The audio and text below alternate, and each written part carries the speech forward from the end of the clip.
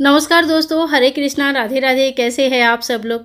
दीपावली की हार्दिक शुभकामनाएं। आशा करती हूँ सब लोग बहुत अच्छे हैं। आप सभी का दीपावली की तैयारी सब हो गए कि नहीं, मुझे कमेंट करके ज़रूर बताना। तो बहुत ज़्यादा बिजी सभी लोग चल रहे हैं। दीपावली का त्यौहार ऐसा एक त्यौहार होता है जिसमें हम सभी लोग बड़े ही एनर्जी के साथ, एंथू के साथ हम इस त्यौहार के मनाते हैं। घर में धन धान्य, ऐश्वर्य, सुख, शांति, समृद्धि, पति पत्नी में रिश्ता बोलो, चाहे बच्चों का पढ़ाई बोलो, कोई चीज़ में जो कमी ना आए, माता का सर्वथा आशीर्वाद प्राप्ति के लिए बहुत अच्छा त्यौहार है ये। और इसी त्यौहार के समय हमें मतलब घर में जो स्वयं संपूर्णता जिसको कहते हैं वही हमें प्राप्त होता है। तो दीपावली की जब भी पूजा होगा, पूजा शाम के समय होती है, तो आप एक दिन पहले या उसी दिन सुबह से ही जगह को साफ कर लीजिए। दीपावली लाइट की त्यौहार है, इसमें ना बहुत उजाला किया जाता है, लाइट जलाया जाता है, दिया प्रज्वलित किया जाता है, कहीं पे भी कोई अंधेरा नहीं रहता है। अमावस्या का, घोर अमावस्या का रात होता है और इसमें जो है ना, हमें चारों तरफ लाइट इस तरह से प्रज्वलित करनी है कि चारों तरफ में कोई भी, कहीं पे भी छाया तक ना आए, कहीं पे भी कोई अंधेरा ना छाए। जगह को शुद्ध कर ले, स्वच्छ कर ले, थोड़ी सी सजा ले अपनी सामर्थ्य के हिसाब से। देखिए, अमीर या गरीब की कोई बात नहीं होती है। बात इतना सिर्फ होता है कि आपको जितना श्राद्ध है, आप जितना कर सकते हैं, आप जितना आपका सामर्थ्य है, उस हिसाब से आप जगह को सुंदर स्वच्छ कर लीजिए। देखिए, मैंने लक्ष्मी गणेश जी के लिए सिंहासन लगाया है। साथ में हम, मेरे पास धन्वंतरी जी और कुबेर जी है, तो इन दीपावली में उनकी भी पूजन होते हैं। अगर आपके पास मूर्ति है तो आप उनका भी आसन लगाए, उनको भी पूजन जरूर करें इस 5 दिन। साथ में अगर आपके पास लक्ष्मी गणेश जी की, लक्ष्मी नारायण जी की फोटो या मूर्ति है तो आप उनकी भी पूजन जरूर करें, क्योंकि लक्ष्मी जी, गणेश जी की पूजन इस दिन होता है, लेकिन लक्ष्मी नारायण जी की पूजन भी आपको जरूर करनी चाहिए। क्योंकि जो हस्बैंड के साथ जब पत्नी रहती है ना, तो संपूर्ण रूप से स्थायी होती है। तो इसके बाद जो सबसे पहले जो हमें करना है, कलश स्थापना। कलश स्थापना भगवान के राइट साइड में होता है। सबसे पहले आप अष्टदल कमल बना लीजिए और वो भी चावल से बना लीजिए। फिर कलश में हम जो जो सामान डालते हैं आप सभी को पता है। हल्दी, कुमकुम, थोड़ा सा अक्षत, थोड़ा एक सुपारी, एक हल्दी के गांठ, इसके साथ 1 रुपये का कॉइन, थोड़ा सा सोना चांदी इत्यादि, लौंग, इलायची इत्यादि हम डालते हैं। तो इसी तरह से हमें तैयार करना है कलश के जल को, और कलश में सभी भगवान का आह्वान किया जाता है। सभी भगवान कलश में ही विराजित है, ऐसी ही मान्यता किया जाता है। कलश को कभी खाली मत छोड़िए। कलश के गले में जो है ना, आपको हमेशा कलावा जरूर बांधनी है और स्वस्तिक जरूर बनानी है। ठीक है। इसके बाद 5, 7 या 9 या 11 जितनी भी संख्या में आपको मिल जाते हैं, आम या अशोक का पत्ता आपको जरूर लगानी है। आम या अशोक का पत्ते के ऊपर आप टीका जरूर कर दे। रोली से, हल्दी से टीका करें, बहुत ही मांगलिक माना जाता है, बहुत ही मंगलमय पूजा होता है, तो मांगलिक चिन्ह ज़्यादा से ज़्यादा यूज़ होती है। इसके बाद श्रीफल हम रखेंगे एक चुनरी में लपेट के। पूर्ण पात्र, एक चावल का पूर्ण पात्र रखा, उसके ऊपर श्रीफल रखेंगे, फिर एक फूल रख देंगे। तो देखिए, इसी तरह से ना बहुत ही आसान तरीके से हमें कलश की स्थापना करनी है। इसके बाद हमें अखंड दीपक की स्थापना करनी है। अखंड दीपक मतलब देखिए, ये पूजा रात को होती है, रात भर दीपक जलनी चाहिए। इसी तरह से एक बड़ा दीपक आप ले लीजिए। मिट्टी का ले सकते हैं, पीतल का है तो पीतल का ले सकते हैं, कोई ये नहीं, लेकिन मिट्टी का ज़्यादा अच्छा माना जाता है। फिर अगर आपके पास कुबेर जी, भगवान धन्वंतरी जी की फोटो, मूर्ति, विग्रह है तो आप उनकी पूजा कर सकते हैं। पूजन करना चाहते हैं पर आपके पास कुछ भी नहीं है तो आप सुपारी से भी पूजन कर सकते हैं। फिर हम अखंड दीपक की स्थापना करेंगे, प्रज्वलित करेंगे। अखंड दीपक आप घी का या तिल का तेल का जला सकते हैं, बहुत अच्छा माना जाता है। और पूरे रात जरूर कोशिश करें कि एक रात कम से कम आप इस दीपक को प्रज्वलित रखें।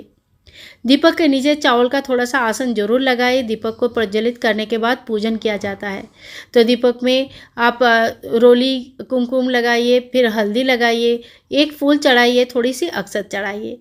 और दीपक में अग्नि देवता का वास होता है, तो कहते हैं कि हे अग्निदेव, आप हमारे पूजा में आइए, आपका स्वागत है, आप आए और हमारे पूजा का साक्षी बने, हमारे पूजा को संपूर्ण करें और हमारे पूजा में कोई बाधा विघ्न ना आ पाए, इसकी आशीर्वाद करें। इसी तरह से देखिए, अग्निदेव को सबसे पहले आह्वान किया जाता है। अग्निदेव को आह्वान करने के बाद हम हमारे पूजन शुरू करेंगे। तो चौकी को आपको इस तरह से पहले तैयार कर लेनी है और उसके बाद हम शुरू करेंगे हमारी पूजन। तो देखिए, मूर्ति अगर है तो आप स्नान करा सकते हैं, लेकिन मैंने पहले ही स्नान करा के रखा। वीडियो बहुत लंबी हो जाती है, आपको कई बार मैंने धन्वंतरि पूजा में भी दिखाया स्नान पद्धति। तो यहाँ पर मैंने देखिए एक फूल लिया है, फूल में जल का छींटा देते हुए मैंने भाव का स्नान कराया है। आप चाहे तो पंचामृत स्नान करा सकते हैं, चाहे तो कच्चे दूध से स्नान करा सकते हैं, इत्र से स्नान करा सकते हैं। तो बहुत सारे चीज़ें हैं, फलों की रस से स्नान करा सकते हैं।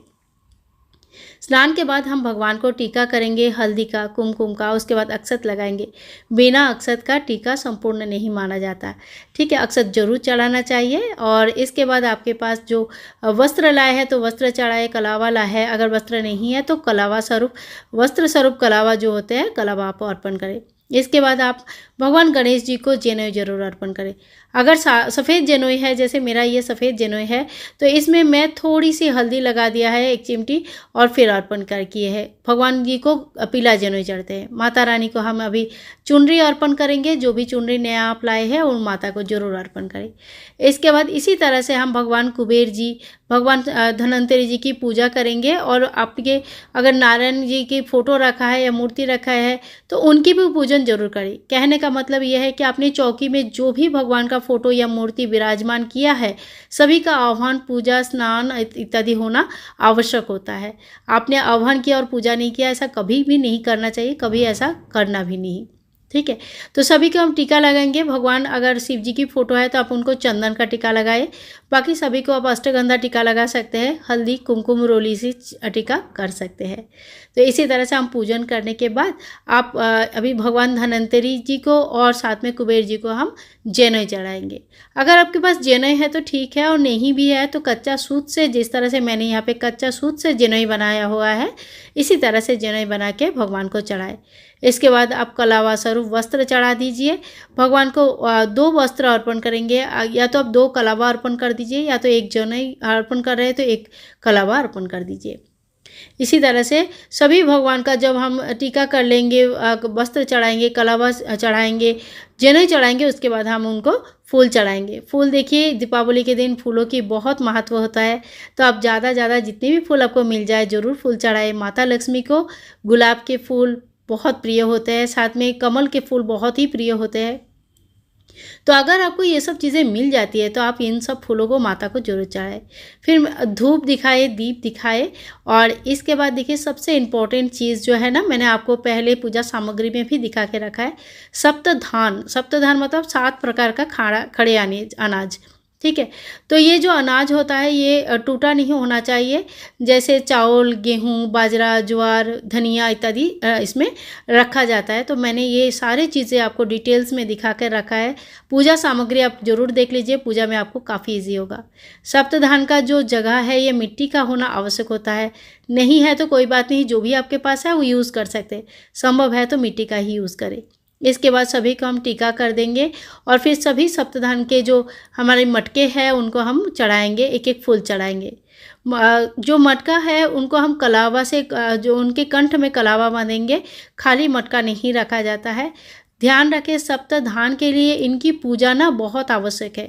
धन धान्य घर में हमेशा रहे, घर में कभी खाने पीने का कमी ना हो, हमारे कोई चीज़ की कमी ना हो, इस बात का साक्षी होता है ये सप्तधान। इसीलिए सप्तधान की पूजा बहुत ही मन से, दिल से, ढंग से कीजिए। इसके बाद देखिए, ये है मेरी धन पोटली की सारे धन और धन लक्ष्मी की। इसके भी डिटेल्स वीडियो ऑलरेडी अपलोडेड है, क्या क्या सामान है, कितनी संख्या में है, कब रखना है, कब निकालनी है, हर चीज़ आप लोगों से शेयर किया हुआ है। आप वीडियोस जरूर चेक करें, देख सकते हैं। तो इन धन पोटली की आज की पूजा जरूर किया जाता है। कोई धनतेरस से दिन से ही पूजा करना शुरू करते हैं और पूरा 5 दिन करते हैं। कोई खाली दीपावली के दिन पूजन करते हैं। तो आपके यहाँ पे जैसा भी है, या आप किसी वजह से अगर धनतेरस के दिन पूजा नहीं कर पाए, कोई बात नहीं, दीपावली के दिन आप इनकी स्थापना, पूजा कर सकते हैं। नया अगर बनाना चाहते हैं तो नया भी बना सकते हैं, पुराना अगर है ऑलरेडी तो उनकी पूजन करके उसमें 2-4 चीज़ें जो भी आपको मन करे वो ऐड कर सकते हैं, ठीक है। इसके बाद देखिए पूजन करने के बाद हमने भगवान धन्वंतरि को कुछ जो सामान होता है, आयुर्वेदिक सामान होता है जो हमें डॉक्टर, आयुर्वेदिक के डॉक्टर यूज़ करते हैं ना, इस तरह का कुछ सामान घर में जो आपका अवेलेबल है, किचन में अवेलेबल है, वो सारे चीज़ें भगवान धन्वंतरि को चढ़ाया जाता है। इसके अलावा आप नीम के पत्ते चढ़ा सकते हैं, एलोवेरा चढ़ा सकते हैं। तो जो भी चीज़ है जिसमें आयुर्वेदिक गुण संपन्न सारे सामान जो होते हैं, वो सभी चीज़ें इस दिन चढ़ाया जाता है। फिर देखिए जो भी नया सामान आप लाए हैं, धनतेरस के दिन लाए हैं तो धनतेरस के दिन पूजन आप ज़रूर कर लीजिएगा। और अगर बाई चांस नहीं किया या बाद में ख़रीदे हैं, और अगर आप चाहते हैं तो 5 दिन तक इनको अपनी चौकी में रख के पूजन कर सकते हैं। पीतल के सामान लेना सबसे अच्छा माना जाता है, सोना चांदी पीतल इत्यादि। कोशिश करेंगे कि हम लोहा नहीं खरीदेंगे, कोई नुकीला चीज़ें नहीं खरीदेंगे, काटने वाले चीज़ें नहीं खरीदेंगे। तो ये सब चीज़ें ऑलरेडी आप लोगों के साथ शेयर किया हुआ है। सामान की पूजन आपको ज़रूर करनी है। जल के छींटा मारते हुए इनको शुद्धिकरण कराने के बाद हम टीका करेंगे, और इसी तरह से सारी चीज़ों का हम पूजन करेंगे कि हे भगवान हमारे घर में हमेशा बरकत रहे, कभी कोई चीज़ की कमी ना हो। हर साल हम इससे भी अच्छे चीज़ें आपके लिए ले आ पाए, हमारे घर की बरकत इतना हो जाए। इसके बाद देखिए एक सुपारी, एक लौंग, एक इलायची, एक बतासा, थोड़ा सा मिश्री, एक पान के पत्ते में रख के माँ लक्ष्मी को भोग चढ़ाया जाता है। कहते हैं कि ऐसे करके अगर आप भोग चढ़ाते हो तो आपकी सभी प्रकार का मनोकामनाएं पूर्ण होते हैं, घर में सुख शांति समृद्धि रहती है। देखिए लक्ष्मी पूजन का मतलब कतई ये नहीं होता है कि घर में से पैसे आना, सुख शांति होना भी बहुत आवश्यक होता है। इसके बाद देखिए खील बतासा का भोग चढ़ाया जाता है। 5 प्रकार के फलों का भोग चढ़ाया जाता है। अगर एक ही फल मिले तो उसी 5 चढ़ा दीजिए, और अगर 5 अलग अलग मिले तो 5 अलग अलग फल चढ़ा सकते हैं। सीताफल बहुत प्रिय होता है तो आप चाहे तो सीताफल की भोग भी चढ़ा सकते हैं। फिर देखिए इस तरह का खिलौना मिलता है, और ये जो खिलौने होते हैं ना, ये हमें ज़रूर लाना चाहिए। पारंपरिक तरीके से पूजन करने के लिए इन सारी चीज़ों का बहुत आवश्यकता पड़ती है। बाकी देखिए कितने किस्म के मिठाई तो बाज़ार में भी अवेलेबल है, घर पर भी बनाते ही हम, उनके भोग तो हमें लगाना ही है। लेकिन ये कुछ चीज़ें ऐसे हैं जो पारंपरिक चीज़ें हैं और जो हमें कभी अपनी परंपरा को भूलना नहीं चाहिए। उन चीज़ों का हमें सदा सर्वदा ही याद रखना चाहिए, उन चीज़ों का भोग जरूर लगानी चाहिए। भोग के बाद हम जल जरूर लगाएंगे। भोग के बाद जल लगाना अति आवश्यक होता है। इसके बाद देखिए हमें खील लेनी है, ठीक है। जो खील लेनी है, इस खील से हम वर्षा करते हैं। कैसे? दोनों हाथ में इस तरह से खील को भर लेते हैं, और इस तरह से 7 बार भरा जाता है, और माता लक्ष्मी के ऊपर इस तरह से छोड़ दिया जाता है। यानी कि जैसे खीलों की वर्षा हो रही है माता लक्ष्मी के ऊपर। अब ये क्यों किया जाता है? ऐसे मान्यता है कि अगर हम इस तरह से जब खीलों की वर्षा करेंगे, इसी तरह से छोड़ा जाता है, ठीक है। खीलों की वर्षा करेंगे तो हमारे यहाँ पे हमेशा ही धन धान्य संपत्ति का इसी तरह से वर्षा होती रहेगी, कोई चीज़ की कमी नहीं होगी। मैं आपको थोड़ा सा खील चढ़ा कर दिखा देती हूँ। इसी तरह से आपको माता लक्ष्मी के ऊपर चढ़ाना है। क्योंकि आज दिवाली नहीं है तो मैं अपना सारा खील अभी नहीं चढ़ा रही हूँ, क्योंकि मुझे भी पूजा करनी है। तो देखिए इसी तरह से हमको चढ़ाना है, और भोग प्रसाद स्वरूप इसी खील बतासों को सभी के ऊपर के बांट दिया जाता है। फिर हम कर लेंगे आरती। और बहुत जगह पे माता लक्ष्मी की आरती नहीं किया जाता है, हाथ नहीं जोड़ा जाता है।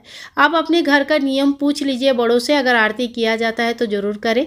हमारे यहाँ तो बहुत अच्छे से माता लक्ष्मी की आरती होती है, और हम हाथ जोड़ करके माता लक्ष्मी से क्षमा भी प्रार्थना करते हैं। लेकिन कहते हैं कि लक्ष्मी जी के आगे हाथ खुला रखना चाहिए, ताकि वो जब कुछ दे तो हमारा हाथ में लेने के लिए जगह बने। तो देखिए अपने अपनी विश्वास है, आपको जैसे भी ठीक लगे, या आपके घर में जैसे भी पूजन होते हैं आप उस तरह से कर सकते हैं। आरती के बाद हमें 3 बार इस तरह से जल घुमा के आचमन जरूर कर लेनी चाहिए। वो कभी भी अग्नि प्रज्वलित जब होता है तो उनको शांत करना चाहिए। तो ये बहुत ही सरल उपाय से, इसी तरह से स्टेप बाय स्टेप बहुत ही क्लियरली आप लोगों को बताया पूजन कैसे करने हैं, किस चीज़ की करनी है, कैसे करनी है। शाम के समय पूजा होता है, अपनी सुविधा के अनुसार या समय के अनुसार पूजा कर सकते हैं। पूजा के बाद आपको छोटे छोटे 2-3 पूजा और करनी होती है, जिसकी वीडियोस ऑलरेडी चैनल पर है। आपको तिजोरी पूजन करनी है, तिजोरी में भी स्वास्तिक बनाना है, धूप दीप दिखाना है।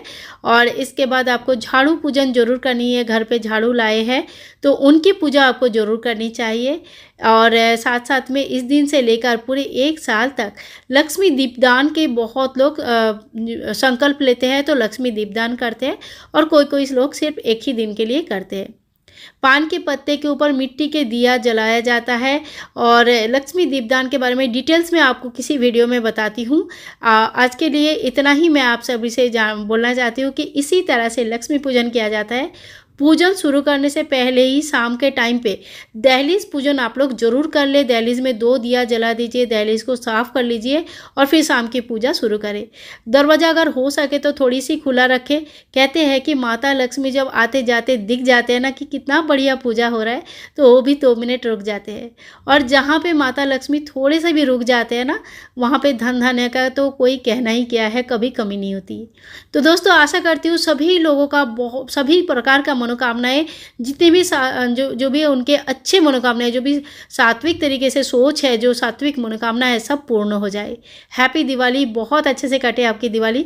वीडियो अच्छी लगी तो एक लाइक कर दीजिएगा। Bye bye.